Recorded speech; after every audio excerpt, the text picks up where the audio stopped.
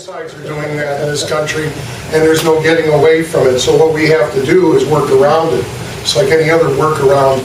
And the way you do that is change your thinking, approach your business strategies differently, and recognize context. There's a big one. I should have a slide that just has that word on it.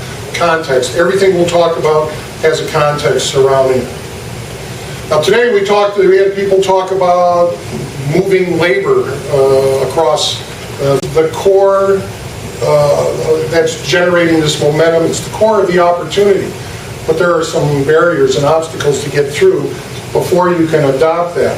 Long term, that's what will happen. I'm predicting it now. I may be wrong, but I believe I'm exactly accurate that long term we're going to stop giving ocean cruises to televisions. We're just not going to do that. And by the way, Toshiba makes TVs in Kentucky now. So why is all that happening? I covered some of that. Fuel costs are never going down. Supply chain risks, everything from pirates to the thousands of containers that are flooded and lost at sea every year. The carbon taxes, our politicians are going to get those sooner or later because it's revenues and that's what they live for. Obsolescence and inventory costs, I won't go into detail on that. And there's another key point. Nothing adds value by riding around the planet on a boat. This is where I'll comment about journalists a little bit. I have to say, the world is not flat for anything but IT. I can take out my BlackBerry and reach China right now. Okay, there's your flat world. Now, if I want to bring in a container load of televisions again, where's this flatness? It's still going to take a month of logistics to get it here, and adding people and so forth, which erodes those savings. There's also the point that we're moving it from one point to several places where the big markets are. So we have to get over that idea that we should give ocean cruises to our products and start doing that with our employees, and we'll get better productivity. Taking a quick look at the economic profiles, this was touched on earlier too by the panel. You know, Hungary is a slightly more efficient economy than Poland. You really draw that out when you look at per capita GDP, but then look how inefficient Romania is.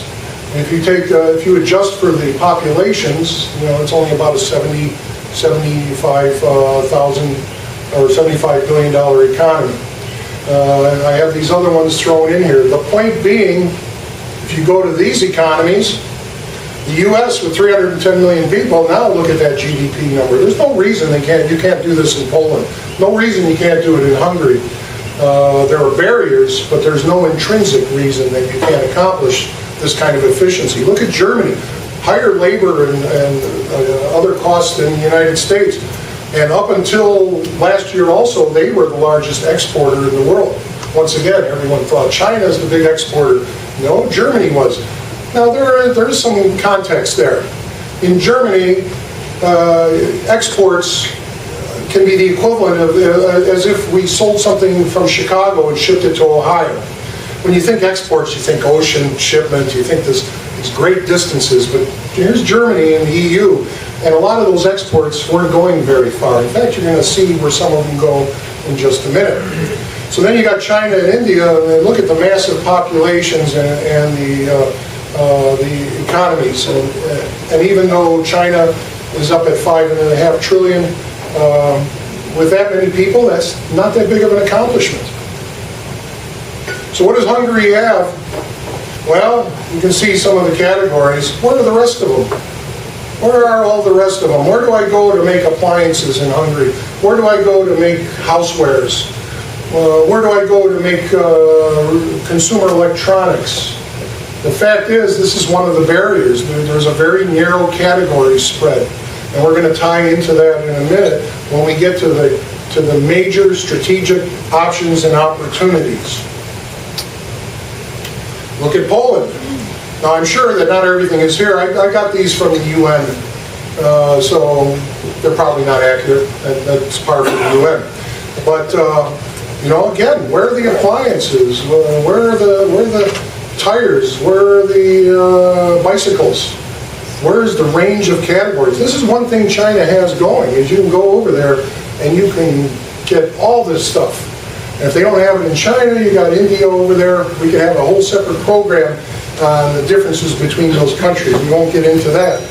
But suffice it to say that there's something needs to be done to extend the range of categories in these countries to get in there. Now there are a couple things about it. We also heard about FDI quite a bit. And it's interesting because the governments like big FDI. They like those companies we saw on the screen. They like the Motorola's and they like the Fords and Fiats and all of that. You bring in $1 billion factory, great. Well, what about $110 million factories? Which one insulates you more from the global economy? One company that if somebody somewhere closes it, it's gone? Or 100 companies that in aggregate produce as many jobs, produce as much revenue, and produce a better environment or a more secure environment. As I recall, in some conversations about Hungary during the big global recession, Hungary was pretty hard hit. But they were hit because their banks are foreign banks, because their mortgages are in euros. Miklos will correct me later if I'm wrong on this, but these were some of the reasons that, and these are some of the problems. The policymakers are pursuing these giant companies. And what do these companies do? Well, we're going to get to it in a minute, because you do need a company who can build the road that leads to the factory, because the roads aren't there yet. But then the company imports its inputs. Inputs being everything from nuts and bolts to wheels and tires, say, for the automotive industry. And that's not benefiting the local economy. You take this, fill out the rest of the detail, and begin to apply it. Avoid strategic overshoot. This is something I coined a few years back. I think it was in '06, and published in Mexico Now. It was really referring to China, but it refers to other things. Take a minute to read that.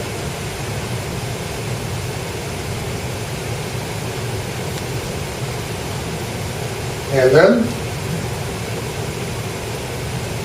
that fairly well summarizes what I just said. Let's stop looking over the horizon. Let's start looking right where we're at and creating a more realistic matrix, a three-dimensional matrix of these opportunities, threats, the underlying comparative advantage, and then once that's done, the policy options and the investment options, they not only become clear, but mark my words, they become clear and they're not what you thought they would be. They're not what you expected. So that is one of the shortest presentations I've ever done on one of the broadest issues that is out there.